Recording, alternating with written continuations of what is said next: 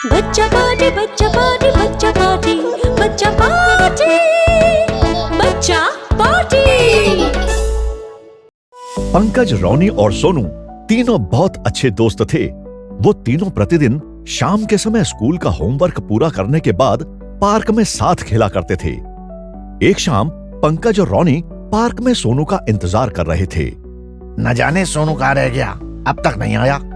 पंकज बोला, मुझे ऐसा लग रहा है कि आज उसे स्कूल से ज्यादा होमवर्क मिला होगा, इसलिए वो अभी तक नहीं आया। रोनी ने पंकज की बात का जवाब दिया। इतना बोलकर वो दोनों फुटबॉल से खेलने लगे। उन दोनों का पूरा ध्यान खेल पर था। तभी उन्हें जानी पहचानी आवाज सुनाई दी, जिसके बाद वो दोनों एक पेड़ के पीछे छुप गए।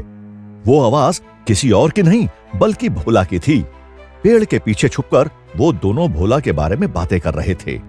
भोला बहुत शरारती है, अगर उसे पता चल गया कि हम यहाँ खेल रहे हैं तो वो हमें खेलने नहीं देगा।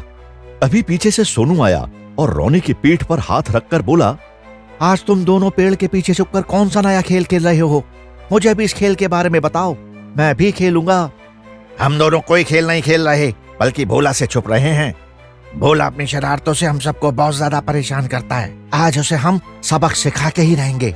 सोनू की बात सुनकर रोनी बोला, भोला को सबक बाद में सिखाना, पहले ये बताओ आज तुम्हें आने में देर क्यों हो गई? आज से पहले तो तुम हम सबसे पहले यहाँ आ जाया करते थे।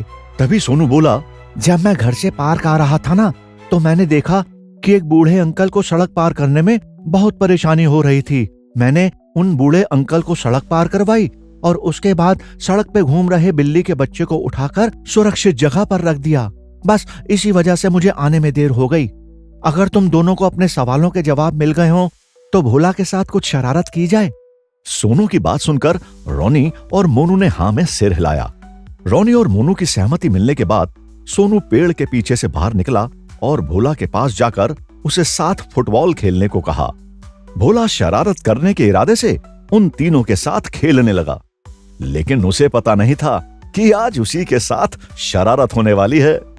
सोनू ने भोला को फुटबॉल दी और अपनी तरफ किक मारने को कहा, और जैसे ही भोला ने किक मारी वैसे ही सोनू एक तरफ हट गया और फुटबॉल सीधा नाली में चली गई। सोनू ने जब भोला को फुटबॉल वापस लाने को कहा तो भोला ने मना कर दिया। तब अपनी शरारती तरकीब के अनुसार सोनू बोला, यह फुटबॉल हमें स्कूल वाले सर ने खेलने के लिए दी थी। अगर तुम फुटबॉल वापस नहीं लाए तो हम सब सर से तुम्हारी शिकायत कर देंगे और उसके बाद सर तुम्हें स्कूल में मुर्गा बनाएंगे। सोनू की बात सुनकर भोला घबरा गया और नाली में उतरकर फुटबॉल वापस ले आया और बोला, आज के बाद मैं तुम तीनों के साथ कभी नहीं खेलूंगा। इस तरह से सोनू की शरारत सफल हो गई और शरारती भोला की सारी हेकड़ी निकल गई।